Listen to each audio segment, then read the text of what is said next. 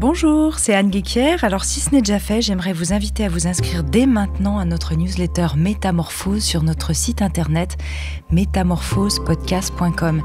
Si vous avez envie de suivre les actus du podcast, de participer à nos conférences, de découvrir nos ateliers en avant-première, inscrivez-vous gratuitement, je vous l'envoie un mercredi sur 2.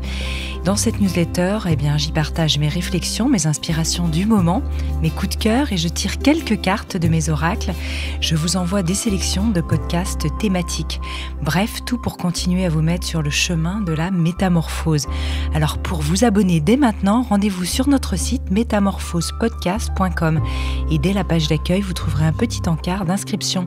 Merci encore pour votre fidélité et à très vite dans votre boîte mail.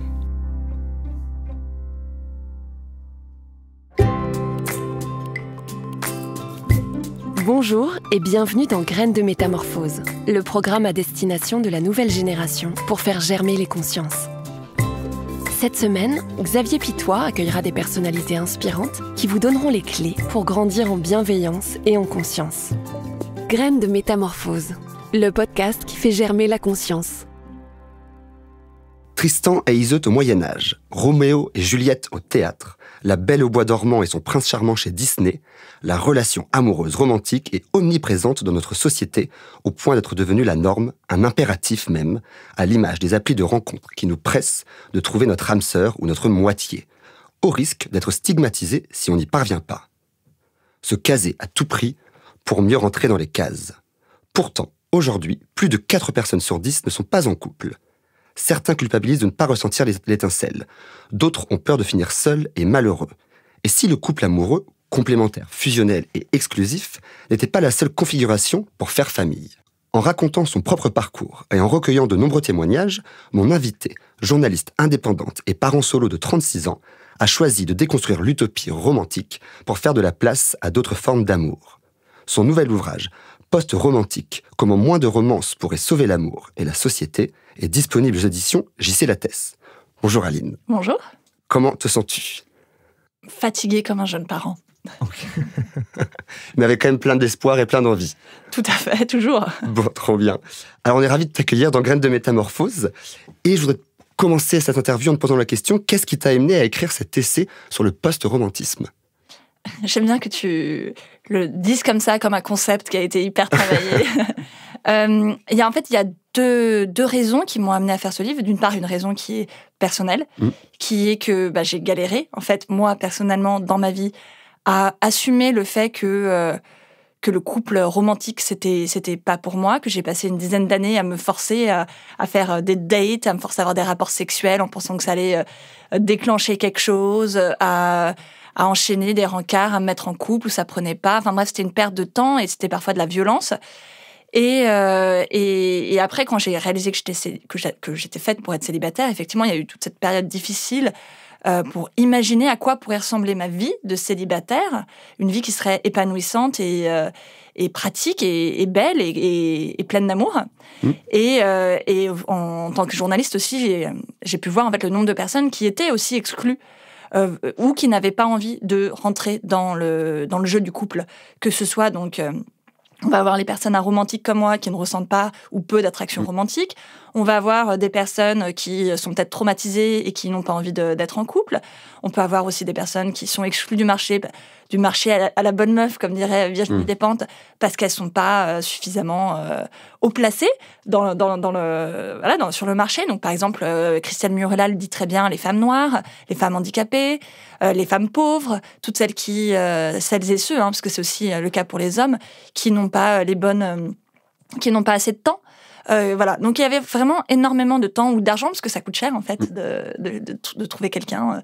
Et donc voilà, donc il y avait toute cette partie-là. Pour toutes ces personnes-là, je voulais voir comment est-ce qu'on pouvait trouver des solutions pour que nos vies soient plus simples et plus épanouissantes.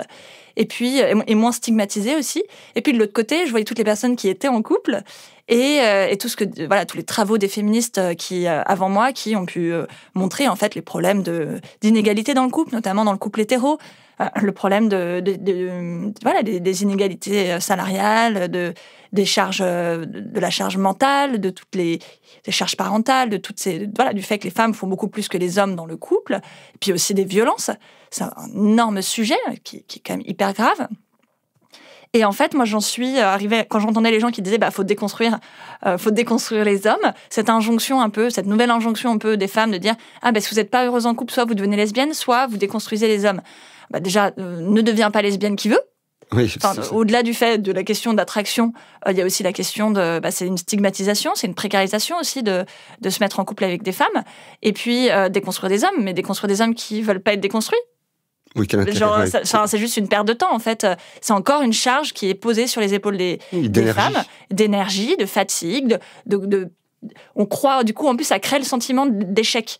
C'est-à-dire, on se dit, c'est de ma faute si mon couple, je suis pas bien dans mon couple, si je suis pas l'égale de mon mec dans ma vie, c'est que j'ai pas suffisamment travaillé, c'est que j'ai pas été suffisamment convaincante. Et ça, c'est juste pas normal. Et donc, en fait, on se retrouve dans cette situation un peu face à un mur. Moi, ma conviction, surtout après avoir écrit ce livre, c'est que si on offre des alternatives au couple, si le couple, ce n'est plus la seule option, tout d'un coup, en fait, on n'est plus obligé de rester en couple. C'est-à-dire que dans une société idéale où on pourrait facilement vivre célibataire, où on pourrait facilement être dans un couple qui ne serait pas le couple, moi, ce que j'appelle le couple romantique, c'est-à-dire le couple tel qu'on le conçoit aujourd'hui, monogame, qui passe comme ça les étapes, on se date, on couche, on s'installe ensemble, on a des enfants, on reste ensemble jusqu'à la fin de la vie, puis après on lègue la maison qu'on a achetée à ses enfants, etc. Bien sûr, hyper monogame, souvent refermé sur soi, c'est un peu le mythe qu'on nous a vendu, surtout avec le pavillon, comme ça, où on reste, du coup, on est enfermé, on est loin de sa famille, ou alors on déménage dans une autre ville, du coup, on est coupé de ses proches. Bon, voilà. Si on avait une autre vision du couple, si d'autres formes du couple étaient acceptées, si le couple n'était pas la seule option, si on pouvait facilement trouver un appart, parce que le marché de l'immobilier, par exemple, c'est un point qui est très important, dont je parle beaucoup dans mon livre, mais si on pouvait facilement trouver un appart en tant que célibataire, si on n'était pas discriminé sur le marché du logement dès qu'on est mère célibataire, en fait, quand le couple n'irait pas bien, on pourrait partir. Et donc, du coup, je veux dire, si les hommes voient les femmes qui se cassent, il y aurait beaucoup moins de violence. Tout de suite, on sait que, comme on dit en anglais, take someone for granted. On les prendrait pas pour valeur sûre. Qu'on se dirait, en fait, elle peut partir, donc il faut que je la traite mieux. Alors, je suis pas naïve. Je sais très bien que c'est beaucoup plus compliqué que ça. Mais tant que les personnes sont convaincues que la seule option pour être heureuse et pour vivre dans un certain confort économique, c'est le couple. On va avoir les situations qu'on a à l'heure actuelle. De personnes qui se mettent en couple parce qu'il faut se mettre en couple, sans nécessairement en avoir envie, sans que ça soit nécessairement une personne qu'elles apprécient réellement, sans que, même si elles voient des red flags, ça fait aussi une situation dans laquelle les personnes restent en couple parce qu'elles ont peur d'être seules, parce qu'elles ont peur de ne pas retrouver quelqu'un, parce qu'elles ont peur de ne pas trouver de logement, parce qu'elles ont peur d'être précarisées. Donc voilà, donc mon livre, c'était ça. On reste par dépit, après, du coup, en plus, c'est complètement affreux. Mais non, mais enfin, franchement, quand on parle autour de soi, on voit le nombre de personnes qui sont rentrées par dépit parce que l'horloge cloque, tic, fait du bruit, quoi. Fait du bruit, ouais. ou qui restent effectivement par dépit ou par contrainte. Et ça, pour moi, c'est inacceptable, alors qu'il y aurait tellement d'autres façons. Bien sûr, de vivre. On va en parler. Et est-ce que pour toutes celles et ceux qui nous écoutent, tu serais OK? Parce que historiquement, qu'est-ce qui a fait que on en arrive là un peu? Qu'est-ce qui fait que le couple est devenu presque une fin en soi, un idéal à atteindre, alors qu'en fait, il y a plein potentiellement d'idéaux?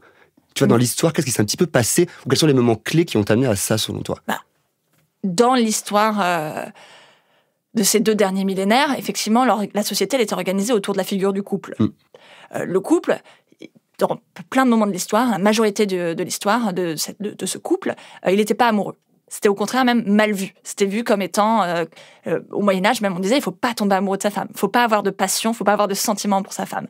Donc on était vraiment dans une organisation économique, patriarcale, avec le mec qui du coup avait une femme pour lui faire des enfants et qui pourrait léguer son patrimoine. Voilà, c'était organisé comme ça. D'alliance aussi un petit peu à l'époque, ouais. Oui, ça dépend des milieux sociaux. Oui. Et effectivement, chez les pauvres, il y avait moins d'alliances, moins d'enjeux, donc il y avait plus de sentiments. Et chez les riches, là, il y avait 0 sentiment. Et encore jusqu'à récemment, il n'y avait pas trop de sentiments chez les aristos et tout. Et puis, il y a eu un moment, au 19e siècle, où les femmes ont commencé à gagner en autonomie économique et avoir moins besoin des hommes. Et là, comme par hasard, alors que les femmes n'avaient plus vraiment besoin de cette organisation patriarcale, est arrivée cette idée que, menée notamment par les mouvements romantiques, que l'amour, l'amour romantique, ça serait vraiment quelque chose qui est hyper important dans la vie et qui apporterait de la passion, une raison d'être, et puis progressivement, au fur et à mesure que la fiction a un peu évolué, on peut penser à Jane Eyre, on peut penser à toute cette période-là, puis des comédies romantiques américaines, etc., les grands films d'Hollywood du Golden Age, on a eu cette idée que le bonheur, la félicité, ça vient du couple amoureux. On a un peu remplacé la place de la religion, de la religion qui avant apportait du coup ce salut et ce bonheur par l'idée que le couple nous apporterait tout ça, le happy ending. Voilà. Donc il vécu heureux, il y a beaucoup d'enfants. Ouais, voilà. C'est à deux. Donc le timing, il est pas anodin, quoi. Ça a vraiment été une façon de revaloriser le couple. Et puisqu'on ne pouvait plus forcer les femmes à se mettre en couple, on a incité les femmes à se mettre en couple parce que ça leur apporterait du bonheur. Donc là, on est vraiment dans la phase moderne, quoi, individualiste, où ce qu'on cherche dans la vie, c'est pas juste la survie, c'est l'épanouissement. Et donc, on a réussi à switcher, à remodeler le modèle pour qu'il puisse répondre à nos besoins individualistes. Parce que, en plus, franchement, le couple, ça devrait, cette idée qu'on trouverait notre bonheur en faisant des compromis, ça ne tient pas, tu vois. Il y a ce côté de sacrifice, effectivement, un petit peu. Complètement. Le couple, surtout tel qu'on le conçoit, où une personne est responsable de tout notre bonheur sur tous les aspects. C'est un partenaire ou une partenaire économique, amical, c'est notre meilleur ami, sentimental, sexuel. Enfin, c'est vraiment quelqu'un qui est censé répondre à tous nos besoins. Et on doit travailler au même endroit, on doit faire les mêmes décisions. Et donc, on nous demande d'être à la fois complètement nous, et d'être dans une période où on doit être super nous, authentique, trouver qui on est vraiment, etc. Mais en même temps, être complètement l'autre. Si on y réfléchit 2 secondes, en fait, il y a une contradiction énorme.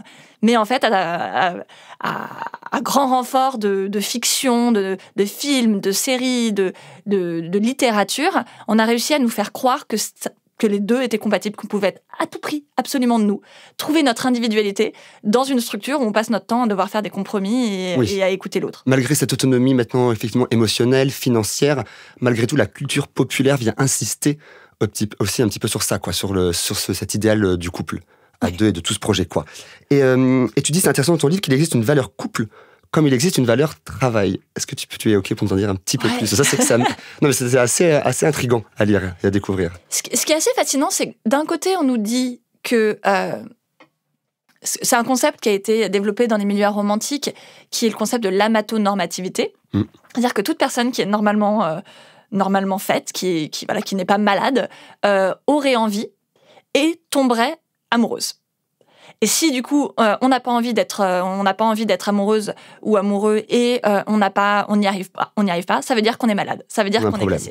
Donc il y a un truc un peu, c'est juste la nature humaine qui est faite comme ça. Tout le monde tombe amoureux, généralement entre 15 et 35 ans, et puis après on arrête parce que ça y est, on est en couple. Ok.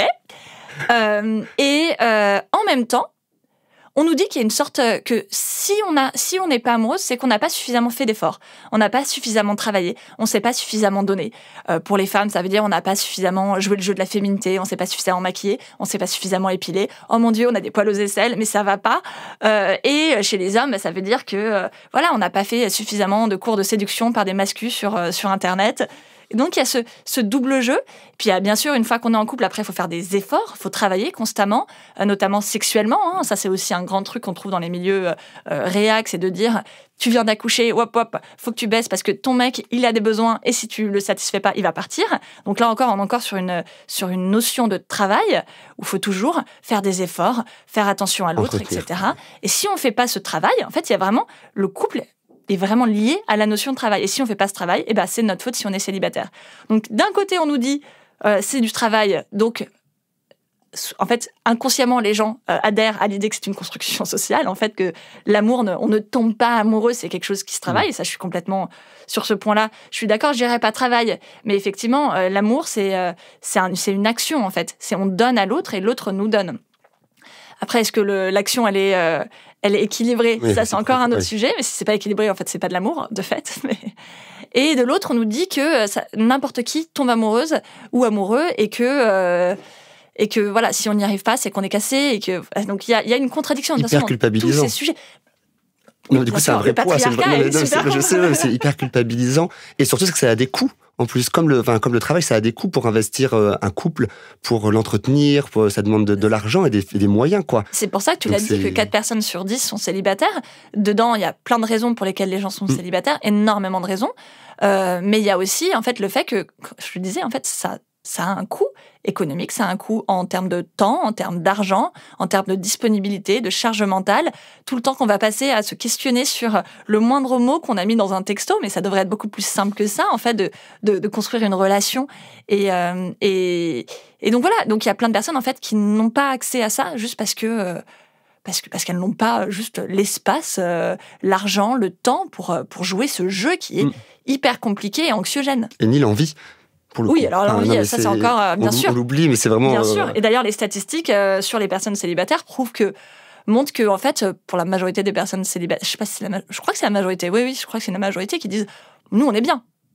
Oui, on est heureux en tant que célibataire. Nous, on est bien. Ce qui nous embête, surtout chez les vingtenaires, c'est la pression sociale.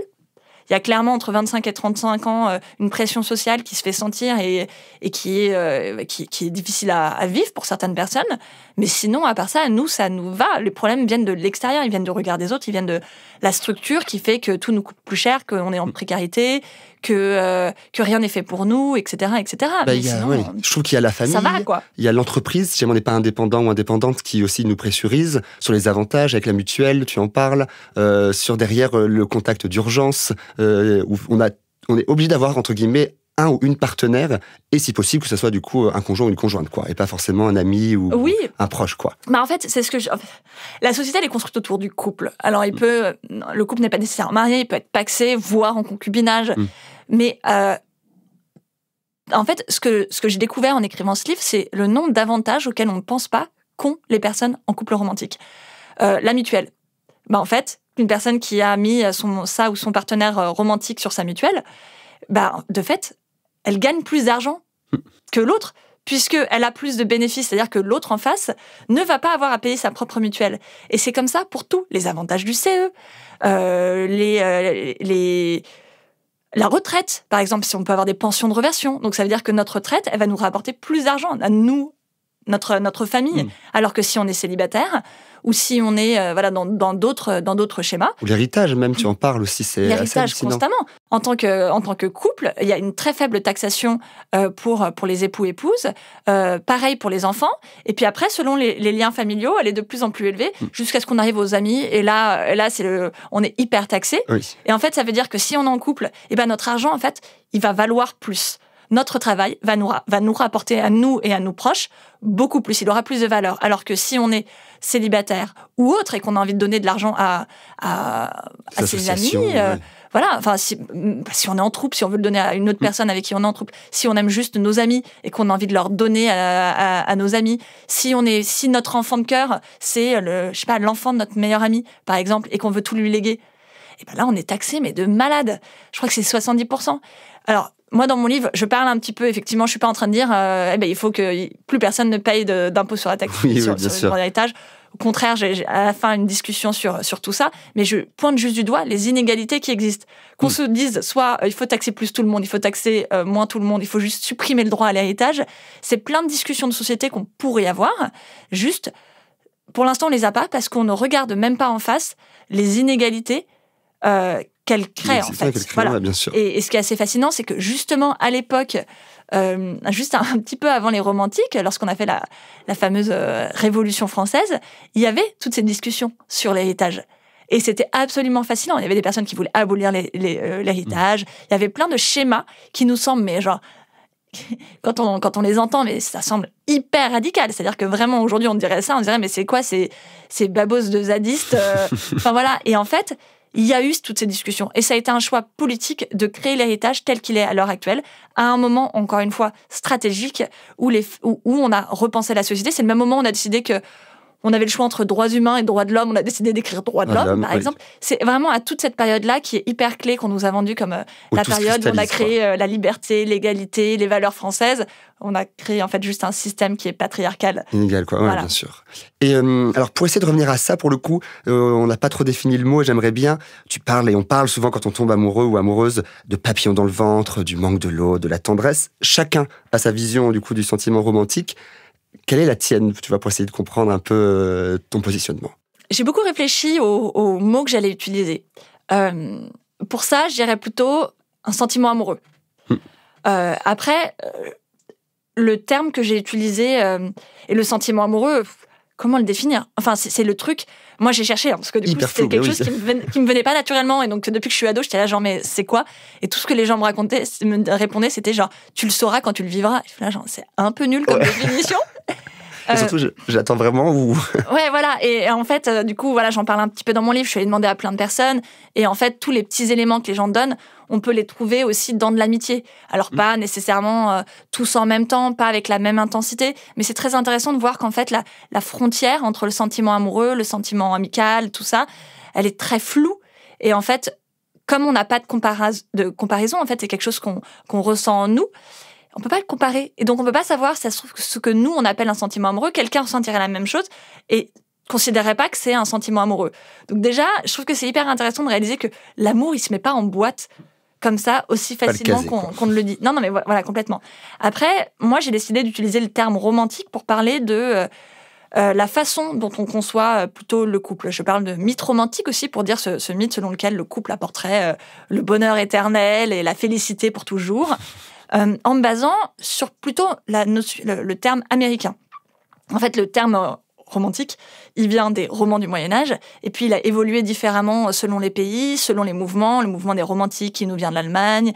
Aux États-Unis, il avait, en anglais et aux États-Unis, il avait un autre sens. Et donc, le terme, en fait, il est très, très compliqué. Il veut dire plein de choses. En même temps. Mais moi, je suis une grande consommatrice de comédies romantiques. Beaucoup de références. Hein. Il y avait certains films que j'avais oubliés et merci, tu me les as fait noter en me disant je t'en prie, tu peux tous aller les revoir. Ils sont souvent problématiques, mais ils sont quand même excellents. Ouais, mais toi, je l'ai jamais vu. 10 manières de te larguer ou 10 bonnes raisons de te larguer. La meilleure comédie romantique. Voilà, et du coup, ça, je vous laisse noter. Et ça, c'est une des rares qui, est vraiment quasi impeccable. J'aurais quand même des problèmes. Hein. Il y a quand même un petit harcèlement avec un mec qui force et tout ça. Mais on a quelque chose de très intéressant dans ce film. Mais oui, voilà. Donc moi, je me suis plutôt organisée sur cette conception un peu plus moderne de la comédie romantique, de toutes les grand gestures, comme ils disent aux États-Unis, avec le genou par terre, la bague, tout ça, c'est des rites hyper récents. Ça date vraiment des comédies romantiques des années 90, Julia Roberts, Meg Ryan et tout ça. Et puis aussi, étant aromantique, moi, ma lecture, elle est aussi très influencée en fait par ce mouvement aromantique qui du coup réfléchit à ce que c'est que le sentiment amoureux, comment est-ce qu'on le différencie des autres, comment est-ce qu'on le vit sans. Donc voilà, donc c'était un peu, ça vient beaucoup des États-Unis. À l'inverse, on a quelqu'un comme Costanza Spina qui elle réfléchit, parle de révolution romantique en se disant, moi, au contraire, je vais prendre tout ce qu'il y avait de bien dans le mouvement romantique, c'est-à-dire la lutte contre... c'était un mouvement de penseurs, en fait, qui s'opposait à la rationalisation, qui était vraiment... Voilà, on était en plein, un peu dans le pré-capitalisme, avec le développement scientifique, etc. Et eux, les romantiques, ils disaient, voilà, on veut plus de sentiments, on veut plus d'amour, on veut plus de connexion avec la nature. Et Costanza Spina appelle à une révolution romantique refaite de façon non patriarcale, parce que comme j'ai dit, c'est un peu le mouvement romantique, c'est un peu eux qui ont créé notre mythe romantique tel qu'il est, très, très, très inégal entre les hommes et les femmes. Et donc voilà, on pourrait aussi avoir une autre approche du terme. libre à vous, en fait, d'utiliser ce terme comme vous voulez, de trouver le sens que vous voulez lui donner. Moi, c'est le sens que je vais voulu lui donner pour des raisons pratiques, mais on pourrait aussi l'aborder de plein d'autres façons différentes. Bien sûr. Et alors, je sais, on a un peu partagé ces mots-là, et même si je pense que beaucoup de personnes qui nous écoutent sont peut-être de plus en plus à l'aise avec ces termes, je serais pour qu'on les redéfinisse. Asexualité et aromantisme. Bien sûr. S'il te plaît. Non, mais en vrai, la question, on te la pose souvent, mais c'est essentiel d'avoir tes réponses. Non, et je fais toujours attention à définir parce que c'est vrai que ça a gagné en popularité récemment. Mais les gens ont toujours beaucoup de mal à comprendre. En fait, c'est tellement... parce que notre société, elle est obsédée par le couple, la reproduction, et donc le sexe... c'est très difficile en fait de réellement comprendre. Et j'ai fait tout un podcast qui s'appelle Free From Desire, dans lequel j'explique à quel point moi-même personnellement j'ai mis des années à accepter, après l'avoir découvert, après avoir eu le déclic, j'ai mis des années à accepter que je l'étais et à vivre de façon pleine et heureuse en connaissance de cause. Et en fait, je vois régulièrement des gens qui ont écouté mon podcast, parfois plusieurs fois, et qui continuent à me dire des trucs. Je dis mais j'avais expliqué ça déjà dans le podcast. Et en fait, c'est tellement gros que... l'oubli, enfin le cerveau fait... le cerveau n'y arrive pas, quoi. Donc, asexualité, c'est le fait de ressentir peu ou pas d'attraction sexuelle. Donc, ça veut dire qu'on peut être excité, on peut avoir de la libido, du désir, on peut avoir envie d'avoir des rapports sexuels, mais c'est juste... L'attraction, elle n'est pas dirigée vers quelqu'un. Donc voilà, donc on peut avoir des pratiques sexuelles, comme on peut être hétéro et coucher, être un homme hétéro et coucher avec un autre homme, comme on peut être une femme lesbienne et coucher avec un homme, ou ne pas coucher du tout. Voilà, les pratiques, c'est pas la même chose que les orientations sexuelles.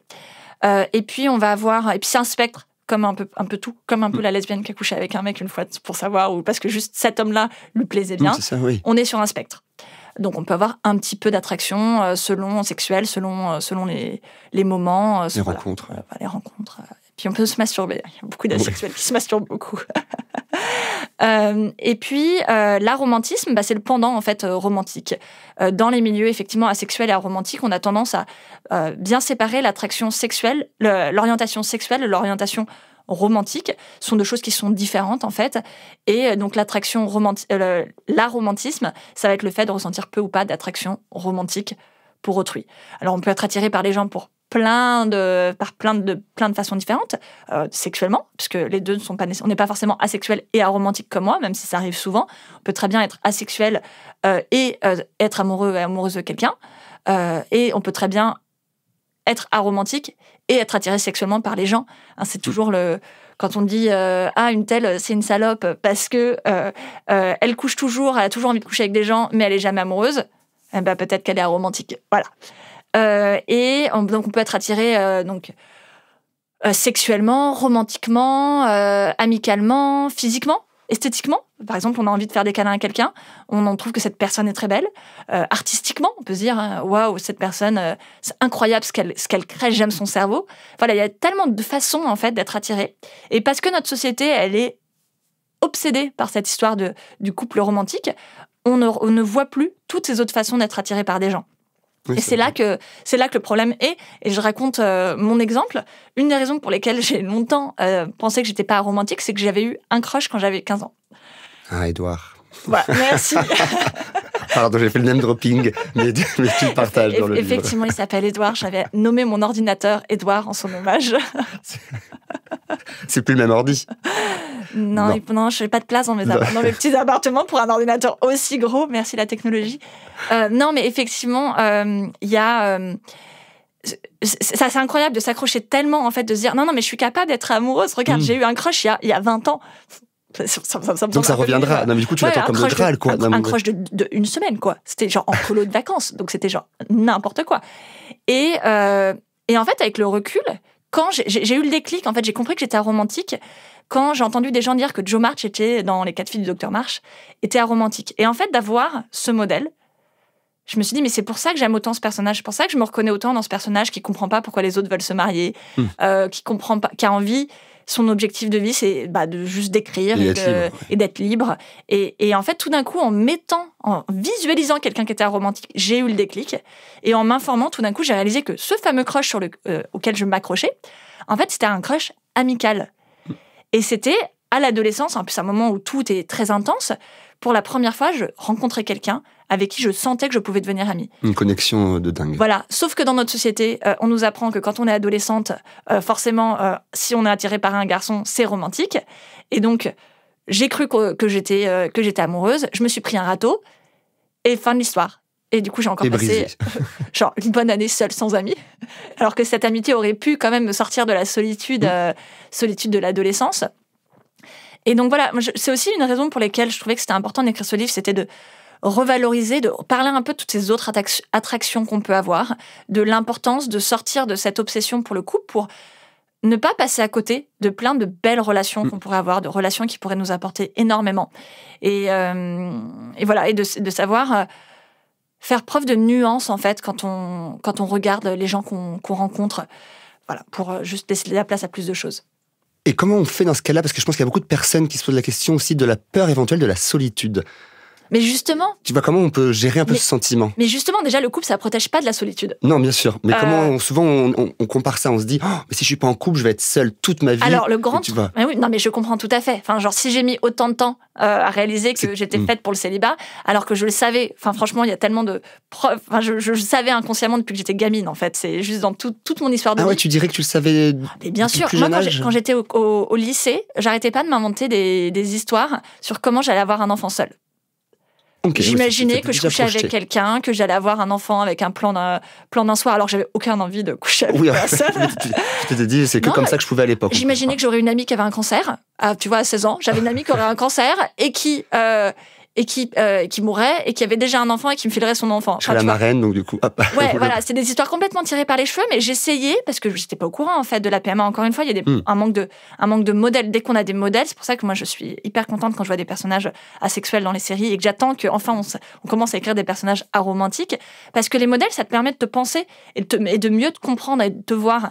Et donc voilà, donc moi, je savais pas qu'il y avait de la PMA, donc j'étais en train d'essayer d'imaginer avec les ressources que j'avais, comment est-ce que je pourrais avoir un enfant seul? Après, il y a eu la pression de la vingtaine, etc. Et j'ai commencé à vouloir un enfant en couple. Mais foncièrement, j'ai toujours su que je voulais avoir un enfant seul. Enfin, élevé un enfant seul. Donc, je reviens à ta question, qui était la peur de la solitude. Exactement, ouais. Oui, donc, moi, j'ai entendu, comme toutes les personnes célibataires, mais t'as pas peur de mourir seule? De finir, comme tu dis dans ton livre, pardon, je vais te couper, vieille fille, alors qu'on dit jamais vieux garçon, quoi. Ouais, voilà. Et en fait, tout ça, c'est juste déjà complètement hallucinant parce que, en fait, en couple, j'ai un spoiler de ouf pour vous, mais une personne sur deux meurt seule parce que son conjoint romantique est mort avant. Et si on prend vraiment le moment où on meurt, mais l'écrasante majorité des gens meurent seuls. En fait, oui. Juste, on est dans sa voiture, on a un accident, on meurt seul. Donc, cette idée que le couple protégerait de mourir seul. Déjà, je ne sais pas d'où ça sort. D'autant plus qu'on sait que les stats sont hallucinantes. C'est plus de la moitié. Alors, bien sûr, j'ai pas pris mes notes. Je suis rentrée dans cette salle sans mes notes, mais je crois que en tout cas, c'est clairement plus de la moitié des femmes qui sont abandonnées par leur mec quand elles ont un cancer. Alors, je crois, je vais t'abuser, c'était 60% que tu partages. Ouais, 65, c'est bien plus que 50%. Okay. Voilà. Entre 50 et 70%. Ouais, elles ont plus de risque de se faire... Voilà. Lisez mon livre si vous voulez la stat actuelle. Donc voilà, donc ça protège même pas en cas de maladie, en cas de pépin. Souvent, ça coûte la vie aussi. Bonjour les féminicides. Et que les femmes seules qui ont des cancers, et tu en parles dans ton livre, sont aussi moins bien accompagnées au niveau médical. Alors ça, c'est encore autre chose. Mais du coup, pour finir sur sur la solitude. Sur la solitude, on peut se sentir extrêmement seul en couple. Surtout si on a été isolé parce qu'on a joué à fond le jeu du couple qui n'a besoin de personne et qui est codépendant. Parce que l'idée, c'est un peu, puisque cette personne, elle représente tout, puisque cette personne, c'est notre âme sœur, celle pour qui on est faite, qui répond à tous nos besoins, pourquoi aller ailleurs? Et donc, même sans les dynamiques d'isolement qui sont à l'œuvre souvent de la part des hommes, il y a aussi souvent ce truc où juste de nous-mêmes, on va s'isoler, on va tout donner à notre couple et plus être là, perdre notre lien social. Donc, la solitude, elle est là chez les couples. En revanche, chez les célibataires, et ça a aussi été montré par les statistiques auprès des personnes célibataires, généralement, il y a plein d'amis. Il y a plein d'amis, il y a d'autres systèmes de solidarité qui peuvent se mettre en place, notamment à travers les amis, à travers la famille. Souvent, les personnes célibataires, je sais pas, c'est bizarre, on dit que les personnes célibataires sont égoïstes, alors que en fait, tout le monde est égoïste.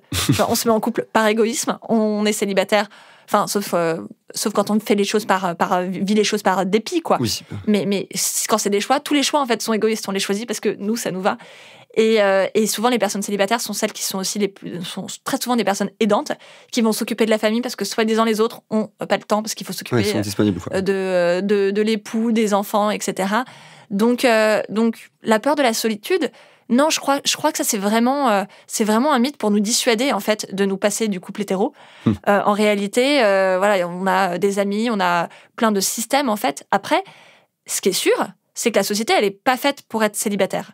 Et donc on est forcément isolé. Je disais, on parlait de mutuelles, de taxation, d'immobilier, du fait que tout coûte plus cher. Tout ça, ça fragilise. Et justement, moi, dans mon livre, ce que j'appelle, c'est qu'on repense l'organisation de la société pour que les personnes qui ne soient pas dans ce couple hétéro romantique puissent avoir une meilleure qualité de vie. Ou les mêmes avantages, en tout cas. Les mêmes avantages, ou juste on enlève tous les avantages qui sont donnés au couple et comme ça tout le monde est à égalité et tout le monde paye sa mutuelle soi-même. Oui.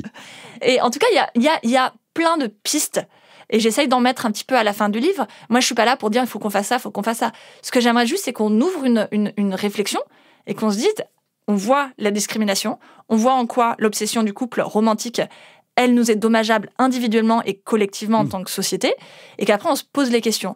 Quelles sont les options, quoi ? Quelles sont les options ? Et justement, une revalorisation de la place de l'amitié, une revalorisation de la famille aussi nucléaire, de la famille élargie, ça permet en fait aux personnes qui ont choisi ou vivent par dépit le célibat ou d'autres formes d'être mieux accompagnées et d'avoir plus de systèmes de solidarité et de soutien. Bien sûr, oui. J'en parle aussi dans le livre. En fait, il y a un truc où on dit que l'amitié, c'est souvent vu comme étant un truc...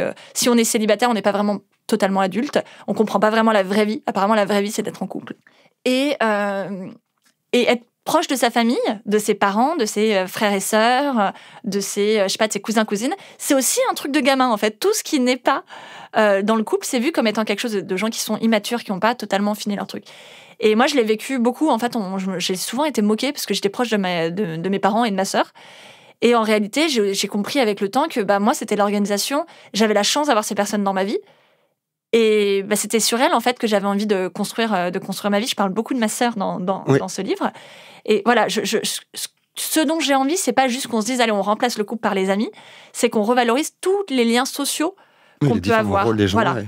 Et donc ça, je pense que... Mais voilà. En plus, tu en parles un peu tu parles des nouvelles formes de vie, à deux, à trois ou en collectivité. Et j'aimerais qu'on aborde notamment, du coup, les PLP, les Platonic Life Partners, partenaires de vie platonique. Ouais. Ça fait partie des options, en tout cas des alternatives que tu présentes. En quoi ça consiste et quelle est du coup un peu l'union ? Alors effectivement, quand on parle d'amitié, on peut parler d'amitié il y a des personnes qui aiment avoir plein d'amis différents et différentes et construire ça vraiment sur la multiplicité. Des personnes qui aiment ça, mais qui vont aussi avoir, ou qui n'aiment pas ça, mais qui vont avoir vraiment ce que Laurie appellerait sa meilleure amie, c'est-à-dire vraiment une personne qui répond à une place énorme dans notre vie. C'est comme dirait Meredith et Christina dans Grey's Anatomy, c'est sa personne. Et donc, on peut appeler ça, il y en a qui disent partenaire de vie platonique, d'autres qui disent partenaire... Bon, bref. Ces personnes-là, c'est des personnes qui ont décidé d'officialiser leur lien et de dire, parfois, de se marier, parfois de se paxer, parfois de vivre ensemble, qui vont dire, cette personne, c'est ma personne de référence, en tout cas pour l'instant, et c'est elle qui va passer avant tout le reste. Je peux très bien être en couple romantique, je peux très bien être amoureux, je peux avoir des partenaires de vie sexuelle, mais ils ou elles passeront après cette partenaire de vie platonique. On en a plein d'exemples, des gens qui vont déménager à l'autre bout du monde pour suivre leur ami, pour vivre ensemble, qui vont réfléchir à des questions d'héritage.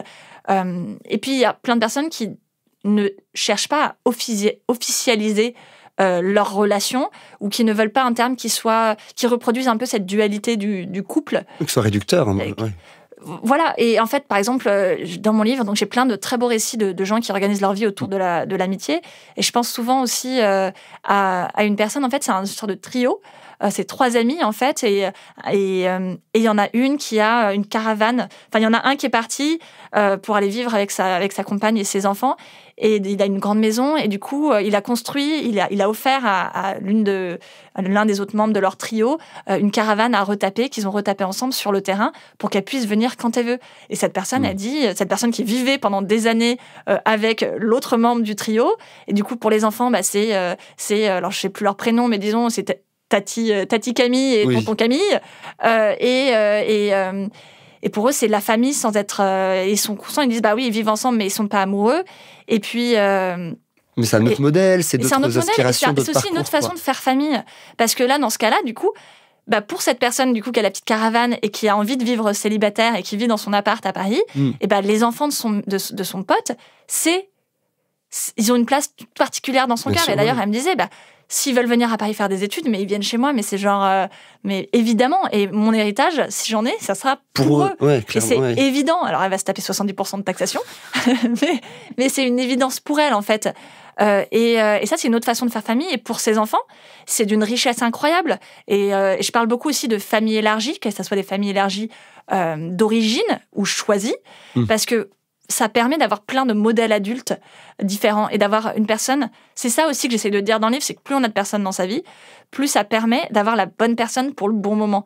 On va avoir quelqu'un qui va être là pour nous faire des câlins quand ça va mal, et une autre qui va être là pour nous faire éclater de rire quand ça va mal. Et divertir, rassurer. Et voilà, une personne qui va être là pour nous aider à bricoler et là, les mains dans le cambouis, et une autre personne qui, au contraire... va pas du tout être bonne pour ça, mais va nous apporter autre chose. D'autres modèles, une personne qui va être très rentrée dans les normes, une personne qui va faire péter les normes. Et ça, pour des enfants, d'avoir... Déjà, pour les adultes, c'est génial, mais pour des enfants, de pouvoir piocher, de pouvoir avoir autant de modèles de vie, ça permet vraiment de se trouver et de voir tout ce qui est possible dans la vie. Donc, c'était aussi ça, à travers mon livre, que je voulais montrer. C'était effectivement la grande diversité. J'ai aussi parlé de gens qui vivent ensemble, plusieurs familles qui vont vivre ensemble, soit dans la même maison, avec peu d'espace intime, soit dans des habitats participatifs où tout le monde a son appart, mais on mélange la buanderie, le jardin, la chambre d'invité. On a vraiment plein de choses à réinventer si on ouvre la conversation. Et qui font leur preuve en plus, je trouve. C'est déjà des concepts ou des projets qui sont même plus des concepts maintenant. C'est très ancré, ça fonctionne, les gens s'y épanouissent. Enfin, j'ai trouvé, il y a de plus en plus comme ça de modèles qui sont testés et approuvés, quoi. En fait, tu prends par exemple les habitats participatifs, où ce sont les gens ensemble qui créent leurs habitats, qui se rencontrent à travers des annonces, à travers un projet, qui sont pas nécessairement des gens qui se connaissaient déjà d'avant, même si c'est possible. Il y a plein de pays, notamment en Belgique, où ça se fait beaucoup, et ça fonctionne très très bien. On a aussi des modèles avec, parce que je parle beaucoup d'immobilier, mais on a aussi, j'entendais justement il y a 2 jours un podcast où on parlait à Vienne du fait qu'il y avait énormément de logements sociaux, et que du coup les gens, en fait, il n'y avait pas de temps d'attente, et donc on pouvait très rapidement trouver un logement là où on voulait, ce qui permet effectivement soit de se séparer de quelqu'un, soit de se rapprocher de quelqu'un, par exemple pour faire de la coparentalité choisie. Donc c'est quand 2 amis ou 2 personnes qui se rencontrent par des petites annonces en gros ou sur des sites décident d'élever un enfant ensemble. Donc tout ça, en fait, on a plein de petits modèles un peu partout de choses qui peuvent fonctionner là, maintenant, aujourd'hui. Et puis on a aussi l'histoire et les autres pays où, en fait, historiquement, vivre à plusieurs familles, vivre à plusieurs générations... Oui, c'est toujours fait. Ouais, voilà, c'est juste oui. le fait de vivre en famille, avec sa famille nucléaire, 2 parents, 2 enfants, isolés, loin de leurs proches, c'est un truc hyper récent, en fait, dans l'histoire. Très occidental. Et hyper occidental. Et d'ailleurs, il y a une des personnes que j'ai interviewées, qui est Renée Grosard, je vous conseille de la suivre sur Internet, sur Instagram, elle dit toujours des choses géniales, et qui dit qu'elle, sa mère est sénégalaise, et elle a grandi, en fait, avec elle me disait, dans des maisons, c'est normal qu'il y ait 60 personnes qui vivent, en fait.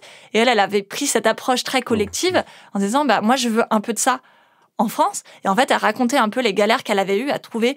Elle a voulu faire ça avec des amis quand elle a su qu'elle voulait un enfant, avec son conjoint de l'époque. Elle disait, moi, je voulais l'élever en collectivité. Et en fait, elle m'a même raconté un peu toutes les galères qu'elle avait pour trouver la bonne maison, et le fait que finalement, ils ont pris une mauvaise maison, à la fois pas dans le bon quartier et pas foutue comme il fallait, et que du coup, le groupe n'avait pas tenu, en fait, parce que l'espace n'était pas... Quoi, ouais, voilà.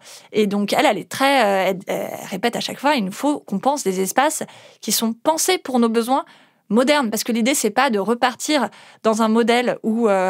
on vit en communauté et donc du coup, génial, on a des solidarités, mais on n'a pas d'espace pour son intimité, pour son expression individuelle, etc. Mais plutôt de repenser un mix d'espaces privés, collectifs, repenser un petit peu tout ce chemin pour qu'on puisse effectivement choisir d'être en couple ouvert, choisir d'être en couple, choisir la coparentalité, choisir le célibat, choisir tout ce qu'on veut en fait, et qu'à chaque fois, on ait des types de logements qui soient adaptés à ses besoins. Et ça, c'est faisable facilement. En fait. C'est une question de volonté. Comme gérer la crise du logement, ça se gère facilement si on a envie d'aider les gens qui n'ont pas de moyens. Mais je trouve qu'il y a quand même du coup il y a un changement quand même. Les mentalités évoluent, même si c'est lent.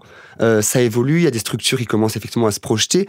Quelles seraient pour toi, un peu pour toutes celles et ceux qui nous écoutent, les deux, trois clés que tu préconises pour aller plus loin et un peu plus vite? Pour aller plus loin, au point de vue sociétal ou individuel ? Au niveau individuel, pour tester, expérimenter des choses et se dire « Ah, ça me plaît, ça m'attire ». Quelles seraient un peu les premières étapes, les premiers pas à faire pour celles et ceux que ça intéresse ? Déjà, j'ai envie de dire être sympa avec soi-même. Parce que j'ai eu des retours du livre de gens qui me disaient « Mais je me suis sentie nulle après ». Parce que moi, j'ai quand même toujours envie d'être en couple. Même si je vois que je pourrais faire autrement, même si je vois que pour l'instant je galère, que ça fonctionne pas bien pour moi. Donc déjà, juste se rappeler constamment que la société, elle veut qu'on se sente, elle veut nous dissuader, elle veut nous faire croire que c'est impossible de vivre autrement. Donc déjà, être sympa avec soi, pas se foutre la pression. Quoi. Ouais, indulgence, voilà, c'est exactement ça. Indulgence. Et puis après, je pense, oui, effectivement, c'est chercher, écouter ce dont on a envie, parler avec des amis. Dans le livre, j'adore parce qu'il y a une personne qui est asexuelle et aromantique que j'adore, qui s'appelle David J. aux États-Unis, et qui disait que lui, il avait grandi dans une famille très nombreuse, et comme il savait qu'il était asexuel et aromantique depuis son adolescence, il savait en fait qu'il voulait faire de la coparentalité choisie. Et donc, il a commencé à dire à un moment à tout le monde, genre, moi j'ai envie de faire ça dans ma vie. Histoire de voir comment les gens réagissaient, en fait, avec qui ils pouvaient créer des choses. Puis plus généralement, ils voulaient créer des liens forts avec des gens. Vraiment construire des amitiés très fortes pour se créer la vie qui lui plaisait, en fait. Et en fait, c'est comme ça que, progressivement, il y a un couple de gens cis-hétéros, sans aucun problème de fertilité, qui lui ont dit en fait, on adore ta vision des choses et on aimerait bien t'avoir dans la vie de notre enfant. Donc, ils avaient strictement pas besoin de David pour avoir des enfants. C'est juste, ils se sont dit, on pense que tu ferais une bonne personne dans la vie de notre famille et on aime t'avoir à nos côtés. Et donc, il a déménagé, il a changé de côte aux États-Unis. Ils ont acheté une maison tous les trois. Maintenant, ils vivent ensemble, ils élèvent leur enfant ensemble. Et ça, je trouve que c'est assez inspirant parce que c'est quoi ? C'est une personne qui s'est dit, je sens la direction que je veux prendre. Je sais pas exactement ce que ça va être, mais j'en parle à tout le monde. J'en parle à tout le monde. Je regarde. On peut aussi aller sur Internet. On peut suivre. Il y a plein de comptes à suivre. On peut taper Habitat Participatif. On peut taper PLP sur TikTok, voir des vidéos, lire mon livre. Il y a d'autres livres aussi qui sortent sur les amitiés et essayer un petit peu de se donner confiance qu'on peut faire les choses autrement. Et puis après, juste, faut s'écouter, faut parler. Si on a envie de rester seul aussi, c'est une possibilité. Juste savoir que tout est possible et il n'y a pas d'injonction. Enfin, dans la société, il y a des injonctions. Mais en tout cas, nous, on pourrait créer quelque chose sans injonction. Ouais, voilà. Clairement. Super. Alors, c'est la fin de ce podcast. Mais si tu es d'accord, on va se quitter avec un extrait de ton bouquin que j'ai beaucoup aimé, qui est « Je rêve », écris-tu, d'un futur plus lent dans lequel nous aurions le temps de souffler, de nous écouter, de prendre soin de nous et d'être là pour les autres, dans lequel nous pourrions construire et ne rien faire à la fois, dans lequel nous laisserions la vie nous surprendre. Voilà, donc en tout cas, je rappelle que ton livre post-romantique, comment moins de romances pourraient sauver l'amour et la société, est à découvrir aux éditions JC Lattès. Merci Aline d'être venue dans Graines de Métamorphose. Merci à toi. À bientôt. À bientôt. Merci d'avoir écouté cet épisode. S'il vous a plu, n'hésitez pas à aller vous abonner directement au podcast sur votre plateforme d'écoute préférée. Il vous suffit de taper Graines de Métamorphose dans la barre de recherche pour le retrouver. Vous pouvez aussi nous suivre et découvrir les actualités du podcast sur notre Instagram, Graines de Métamorphose. On se retrouve la semaine prochaine, même jour, même heure. Et en attendant, retrouvez Anne et ses invités avec de nouveaux épisodes de Métamorphose, le podcast qui éveille la conscience.